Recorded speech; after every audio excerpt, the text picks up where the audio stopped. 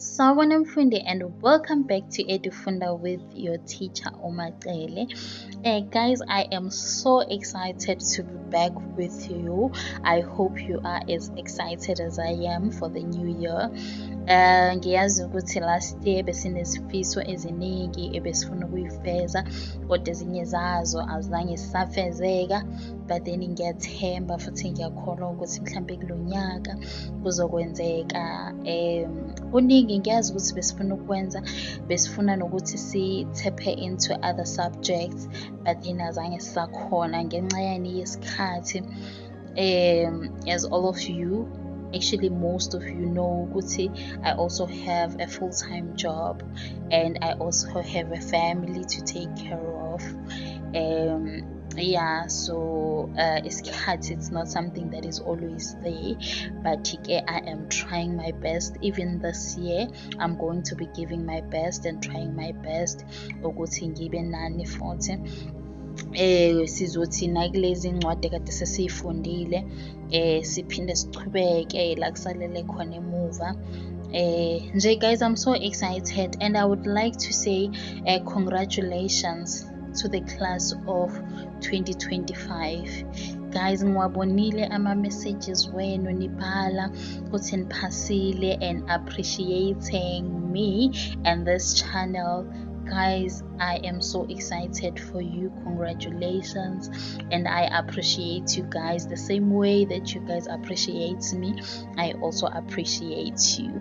If you are new, because I've seen that we've got a lot of new subbies, you are so welcome. Welcome to our family. Like I guess patana kahle siyahloniphana. All that we do is to help each other learn. Siyafundisana nami mangenza ama video ngenifundela or summarizing, I might just leave some things that are important, things that may be also asked ku question paper yenu.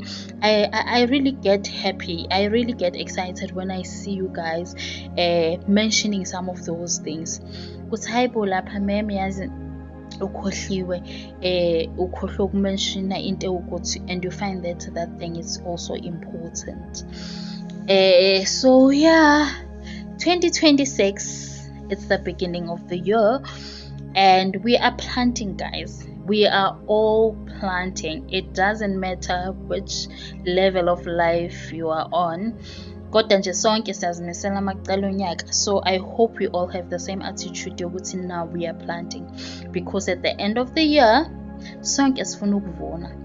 Kodwa ke ukubalekile ukuthi sitshale sizokwazi ukuvuna, ngoba akekho umuntu ozovuna la angatshalanga khona.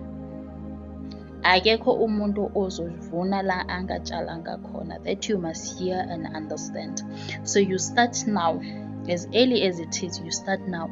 You don't say ngizobona lokhu ngabo John or ngizobona mase ngiyobhala exam. It doesn't work that way.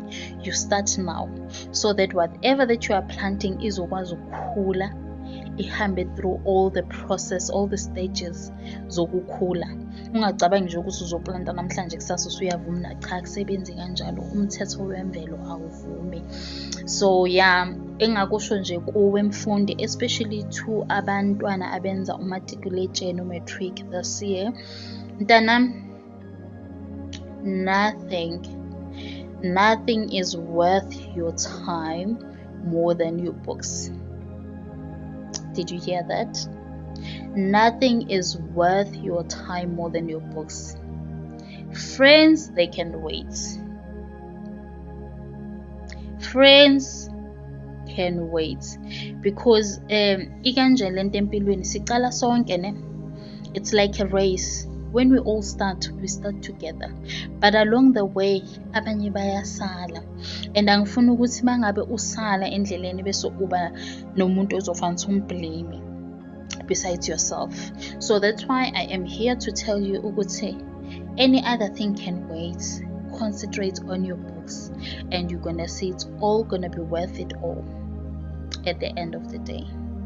So yeah, ukuze imndeni yethu ijabule, nathi sijabule, nabo bonke abantu abasurroundile empilweni zethu bajabule, ukuthi sizimesele, sisebenze ngokuzikhandla, and also just commit all our plans and all our wishes to uNkulunkulu. If you are somebody that believes in God, you also pray. You just give it all to God. You pray, but you also do. Because uNkulunkulu usinikezile izingqondo ukuthi sikhona ukucabanga, wasinikeza umzimba ukuthi sikhona ukusebenza. So singavilaphi bese silinda ukuthi hayi na sikhulekile, silinda ukuthi nje uNkulunkulu uzophendula.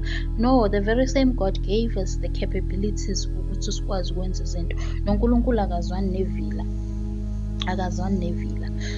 So yeah, masebenzeni ngokuzimisela, myself included, because I also have goals and I am also a student. So mntanami, imfundo ayikhulelwa. It doesn't matter ukuthi ukiphi level yempilo, you can always learn something. Each and every individual that you meet emhlabeni, you can always learn something from them. It can either be good, it can be bad, but you can always learn something from somebody. And kufanele ukuthi as you walk in this life, always have an open mind yokuthi ufuna ukufunda, and kanjalo impilo yakho izohamba ngolayini.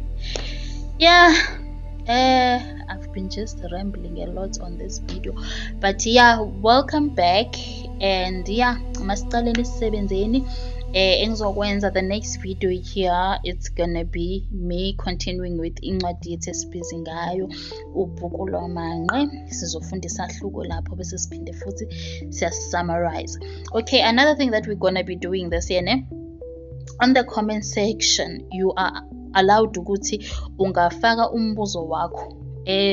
If you have something that is challenging you, a question leyo ongakwazi ukuyiphendula mhlambe, sizokusiza ukuthi ukwazi ukuyiphendula.